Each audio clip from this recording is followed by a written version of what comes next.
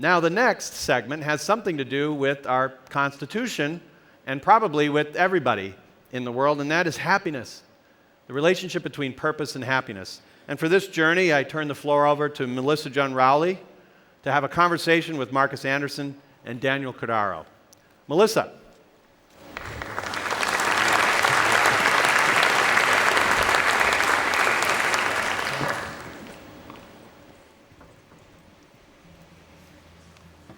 Good morning. How's everyone feeling? That was so pathetic. How's everyone feeling? Thank you, and thank you for joining us for our session on purpose and the pursuit of happiness. Purpose is a very kind of hot topic lately. There are a lot of organizations in the world that are trying to be more purpose-driven, whether that's through evolving into a triple bottom line company or just creating a more positive work culture for their employees. And I'm sure many of you, as I'm going to include myself, are constantly hoping that we're fulfilling a purpose or that we're meeting what we're called to do in our contribution to this world. And I've got two gentlemen here joining me that have very unique perspectives on purpose and wellness and the pursuit of happiness. They both have very different backgrounds, yet they ended up in a very similar place with the foundations that they started. We've got Marques Anderson with the World Education Foundation and Daniel Cordero with the Contentment Foundation. So let's get right into it because we don't have much time. Marques, I'm going to start with you. Now, you are a former NFL player, and you are now a huge proponent and advocate and leader in the world of education and spreading it globally. Can you take us back to your journey, how you went from professional football to this place? Sure. Growing up, I'm originally from Long Beach, California, and growing up, I always saw in shapes, sounds, colors, this synesthesia, and it was really hard for me to articulate what I was seeing in these spaces into this three-dimensional space. But I always knew there was something more. There was something that I wanted to pursue, beyond just, identifying what I wanted to be with my life. I wanted to find a purpose. I wanted to find a drive. So through that, it was really just kind of a rigorous understanding of myself. And as I was growing up and being able to articulate things, I started to solve challenges within me that helped me solve challenges outwardly. Growing up, I had a sports background, followed in my older sister's footsteps. She was an Olympian and actually won a gold medal. And having this as my backdrop, I was able to almost have a blueprint on how to be successful in a segment, which was sports for me. Tried many different sports, basketball, track, but I really found my passion in football, or that was my so-called passion in football at that moment. But I never really resonated fully with it. It was maybe 85% of it. There was always a 15% that I didn't want it to define me as a whole. So when I went to the NFL, I did quite well. I know we're in Chicago, but I got drafted to the Green Bay Packers. Sorry about that, if you guys But during that time, I was very successful. Was Defensive Rookie of the Year for the Green Bay Packers, also Pepsi Rookie of the Year. But there was also a calling that I wanted to be more intellectually stimulated, outside of football. And I had an opportunity to meet a mentor of mine when I was playing with the Denver Broncos by the name of Dirk van Berkel, who was an aviation expert out of the Netherlands. And actually, talking to him, really having him be my mentor, opened up a whole world of possibilities for me. I remember I was in a hotel and he just basically said, "Hey, Marques, you want to have dinner with us?" He has a group of pilots. One of the pilots had been to like 140 countries, and he was telling these stories about how he immersed himself in these different types of communities around the world. And I was like, you know what? That's what I want to do with my life. And through that, when it was actually time to sign another contract, my agent was on the phone, and he was like, "Marques, we have these two teams that want to sign you. They want to fly you out." And I was like, Peter, I really hear you. I appreciate everything that you have done, but I'm going in a different direction. And at this moment, there was like a 15-second pregnant pause. And then he was like, "What? Like, are you crazy? This is every boy's dream to make it to the NFL." And I said, "You know what? That might be every other boy's dream, but this is not my dream any longer. I did it. and now I'm moving on to something else. And I think through that decision, I physiologically felt the world and my shoulders just actually get a lot lighter. And then I started pursuing more of, traveling, took about 3 months off, traveled around Europe for about 10 months, learning about all different types of education models, technology, and ultimately took my master's in Sweden at Linköping University in adult learning and global change. And then I created the foundation called the World Education Foundation. Just one project that we've actually done on that backdrop was serendipitous. It was actually meeting a Swiss OBGYN in a shared cab in Argentina. And we started talking about health initiatives. And she introduced me to a gentleman who was doing a food production program in the DR Congo. And through talking to him, I asked him what the most pressing issues were. And he basically said, malaria. And so what I did was I took a lot of data from that, went back to my alma mater at UCLA, and we had a collaboration with the School of Public Affairs, and we created this program that helped rural farmers actually transport this bark called quinine, and ultimately we were able to produce about 400,000 treatments for malaria and create about 100 jobs. And at that moment, I knew this is something that I wanted to do for the rest of my life. Yeah. So your purpose, I don't want to position professional sports as being just all about the self, but you're an NFL player, you're getting all these accolades, you're getting all this attention, you have to be really self-disciplined. There's a certain image that correlates with that, so it really became about making it going beyond yourself. Sure, definitely. And I think that's the aspect of going beyond yourself, like really identifying, but in order to go beyond yourself, you have to go inward, you have to hack yourself. Yeah. And that's the hard part. So it's a physical, emotional, and spiritual journey that you have to take. That's a great segue into Daniel. Daniel is someone that knows quite a lot about hacking oneself spiritually. I don't know if that would be the best way to put it. But I met Daniel in Bhutan on an incredible trip. It's actually where I met Rob Walcott as well. We did a lot of work on going inward, and we did a lot of work on purpose. And so, Daniel, I'd love it if you'd share your journey from being a professor to starting the Contentment Foundation. Sure, and I've never been called a spiritual hacker before. This is the first time, so thank you. We're gonna get t-shirts. But my background is in psychology, and I've been studying cross-cultural emotions for the last 10 years of my life. And what that means is what we do as emotion psychologists is go around the world and decode the human language of nonverbal expression and inner feelings that unite us as a common humanity.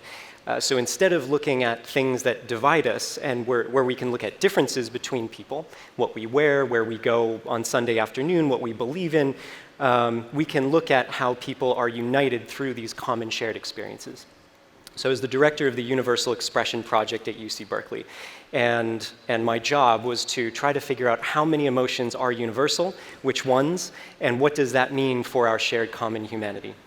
So it was amazing. It took me all over the world, 11 different countries, including one remote group of people in eastern Bhutan who had previously never been contacted before by the outside world. They had no printed media, no cell phones, no electricity, and at the time there were about 3 remote peoples left on Earth. After that project, there were 2. So it was a wonderful, wonderful ending to a 5-year journey. And that trip completely changed my life. Because while we were in Bhutan, we were studying all these emotions. There were about 30 that we were looking at. And there was one emotion that just didn't behave like all the others. It was different. And everywhere we went, every single culture prized this state at the highest regard. The ancients have been talking about it for 5,000 years. And modern psychologists for the past 50 years have been looking into versions of it. And spoiler alert, I'm the founder of the Contentment Foundation, so the emotion is contentment. And when we were in Bhutan on this journey, the word that came out for this state was chokshe. And chokshe, literally translated, means the knowledge of enough. What it means to have enough, be enough, do enough. And when I asked what this word means, kind of in a conceptual level, the villagers at this place told me it means that right here and right now, everything is perfect as it is, without needing to do anything more. And I got chills down my entire body when I heard that for the first time, and then I immediately became depressed because I had never felt it before in my entire life. And that kind of itch in the back of my brain became a whole project when I was hired at Yale as a faculty member. We had a little scrappy group of volunteer researchers who were interested in answering the question, what does it mean to live a flourishing existence? What do we need to do as a human species to find the wellness that's already inside of us without trying to get more on the outside? Because we can get more money, more power, more success, more validation. That gives us a temporary boost in happiness, but at the end of the day, it's not sustainable. So the question is, what is sustainable? And we developed this great program that's now being used in schools around the world to promote well-being and mental health practices from 3 years old all the way to 18, and for adults in the education system as well, which is the birth of the Contentment Foundation. Yeah, I love it. So what is the difference between contentment and happiness? This is one of the first questions I asked you when I met you, because I really wanted to know, like, what's the difference? I want to be happy. Isn't happiness contentment? And then you made a very clear distinction for me. Sure, yeah. So this is one of the most interesting findings that we uncovered in this study. We looked at the last 5,000 years of human philosophical traditions. Starting in the earliest works in the Vedas, we looked at the Tao Te Ching, the Analects of Confucius, the Bhagavad Gita, the Bible, the Torah, the Quran, all of the ancient spiritual works, and also ancient philosophers as well who were non-denominational. And when the great masters and the great philosophers talked about what it meant to be well, I use that word because happiness is kind of a loaded term, they actually never used the word happiness as it's translated into the Western concept of getting something that we didn't have, or uncovering something that we wanted.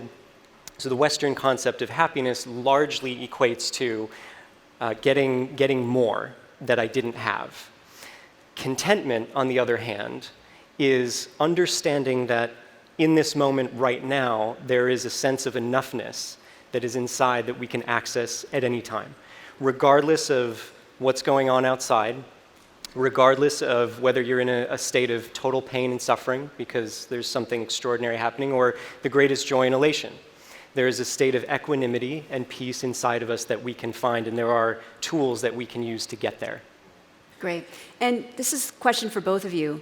What would you say are some fundamental things that you did during your journey on discovering that you wanted to build these foundations that led to you being able to do that? What was some of the inner work that you did, or some discoveries that you made about yourselves? Sure. For me, my personal journey is, around 16, 17, I needed a guide. I needed some type of deliverance where I could have a compass that would ultimately guide me on micro decisions that I was making as well as macro decisions.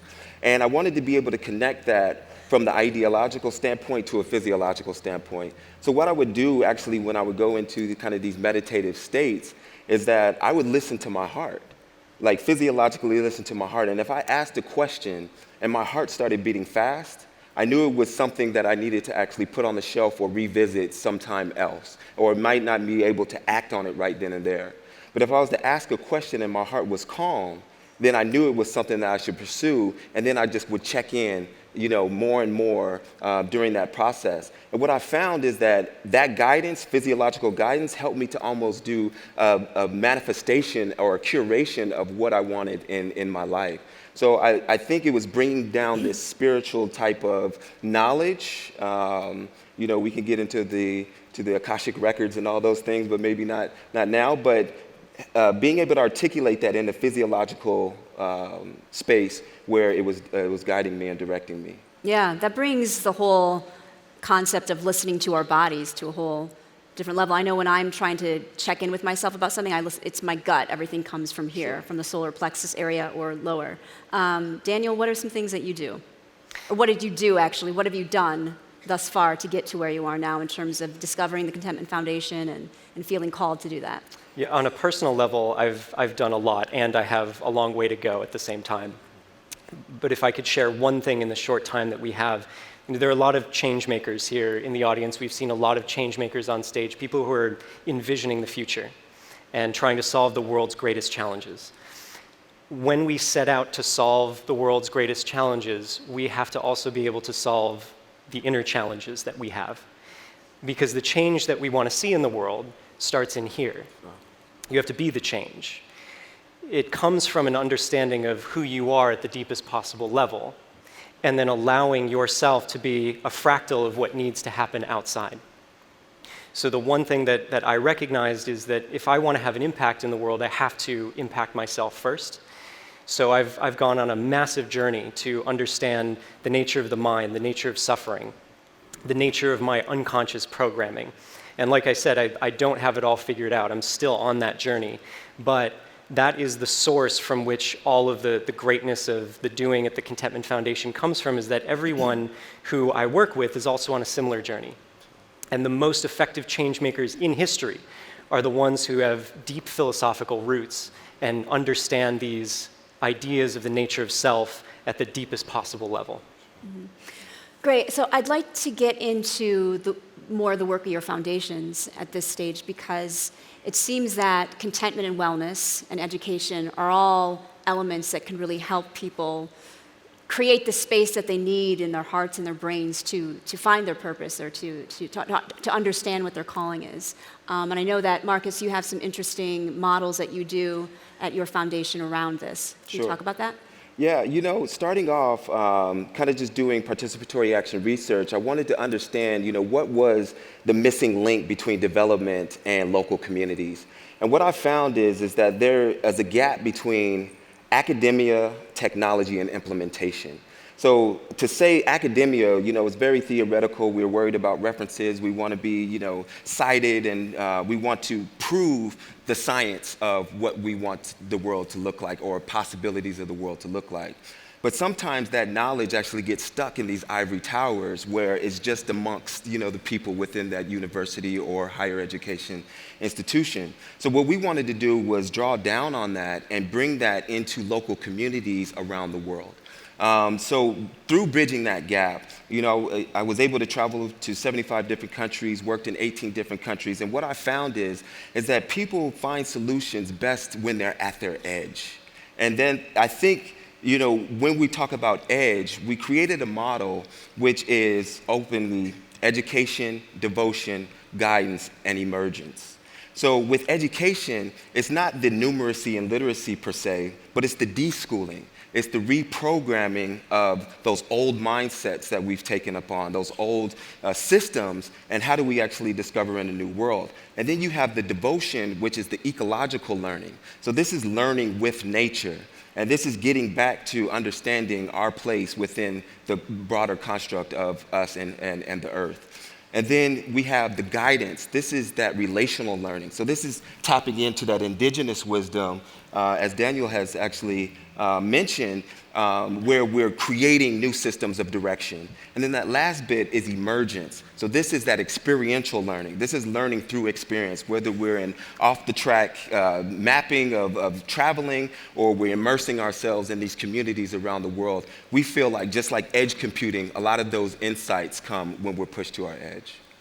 When you say edge, do you mean edge of our comfort zone? Edge of our comfort zone, exactly. You know, sometimes we get too comfortable, and that, you know, just like Moran and Jesus has said, we're easily malleable. You know, we get into these habits, and we're easily hackable as humans. So if we look at it from a computational aspect, then how do we deprogram that? How do we push ourselves to the edge and get those new insights to create a new world?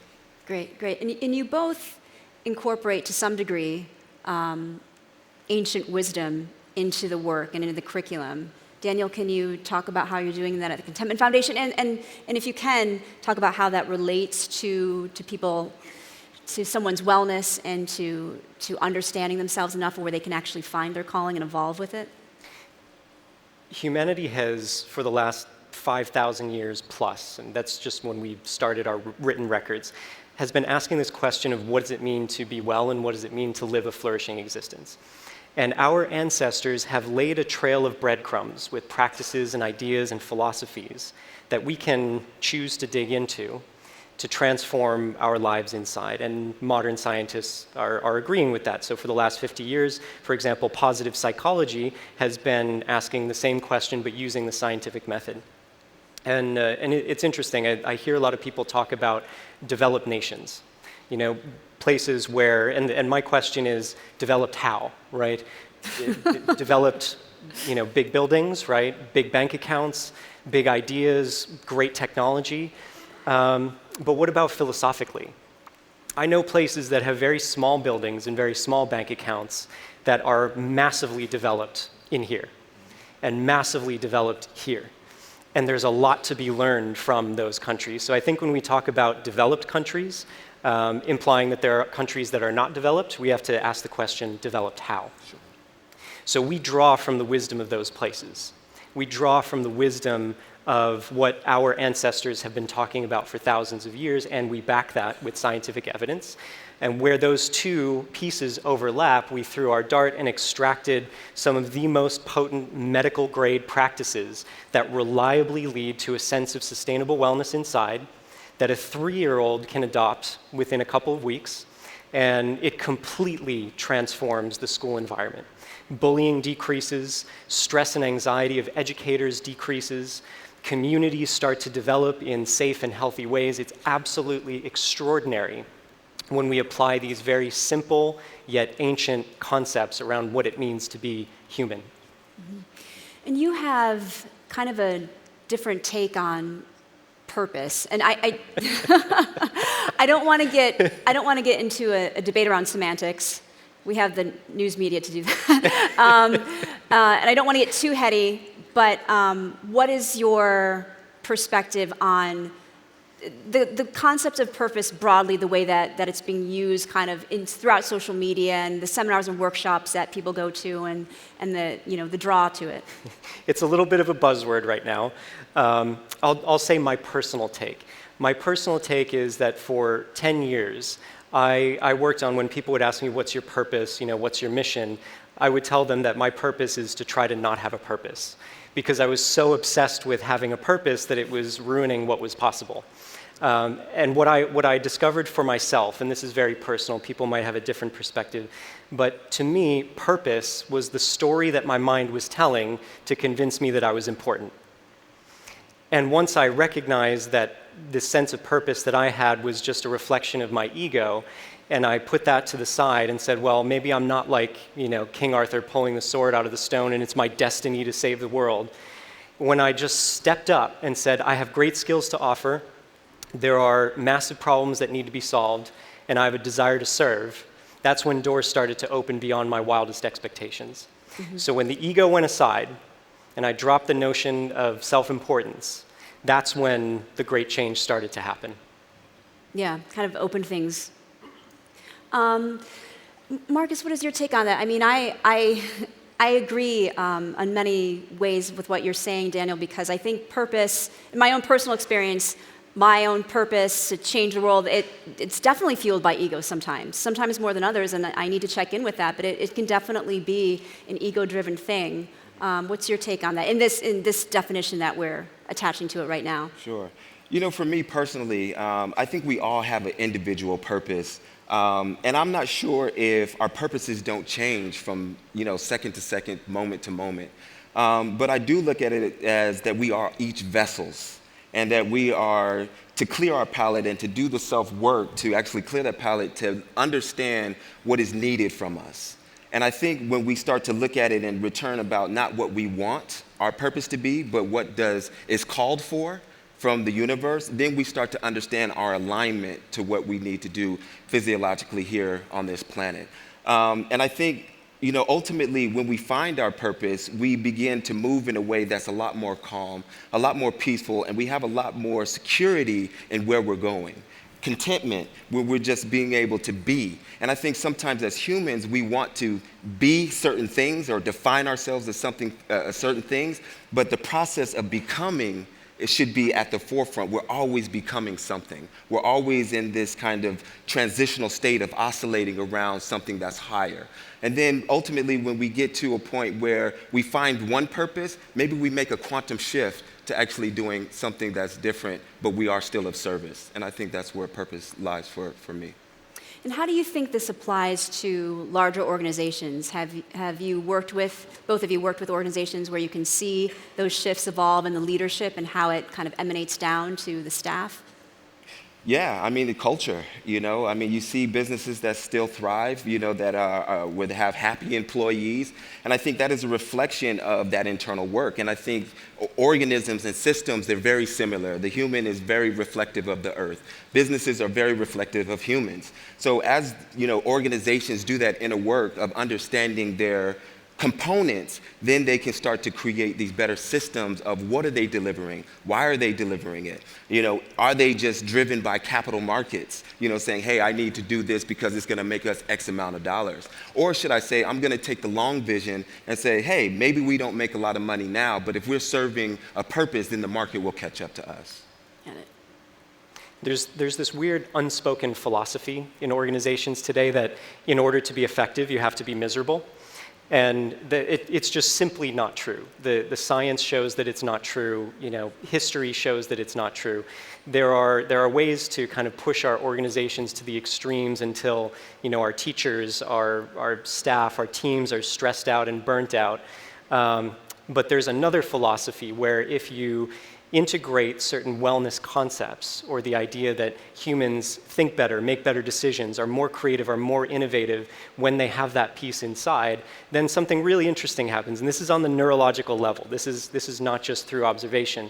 When we find that piece inside, it's the activation of our parasympathetic nervous system, and it activates a part of our brain that codes for creativity, innovation, problem solving. When you're stressed out, and you're in a state of burnout, guess what? You don't get access to that part of the brain. We get tunnel vision, and we can only do what we've already done. So I just kept hearing all these problems that we need to solve, these really big, grand challenges. And my question is, who's going to be solving them? It's going to be the next generation of our youth. So we need to arm them with the tools to access the part of the brain that allows them to think of things that I will never think of, that we will all collectively never think of, so that we can break through and come up with the next evolution of our human existence. Great, thank you. We have to wrap up, but before we go, really quickly, can you each give one piece of advice for anyone in the audience who wants to evolve their purpose or wants to broaden what's possible in their minds? Yeah. Piece of advice. So for me, one of my favorite authors is Ben Oakley, and he has a quote that basically says, when you imagine, you begin to create. And when you create, you begin to realize that you can create a world that you want to actually thrive in instead of suffering in. I would say ice cream is a good start for happiness. But I would say, if I can share one nugget, we have this full range of human experiences from extreme pleasure to extreme pain. And at the end of the day, it's not what you feel, it's how you relate to what you're feeling. 99.9% of human suffering comes from the resistance to what's happening, not what's actually happening. So the question is, do you want to double all of your problems by not just facing what needs to be done, but also facing your resistance to what needs to be done? Question into the nature of resistance, and then doors start opening up. Great. Thank you both. Thank you. Thank you, everybody.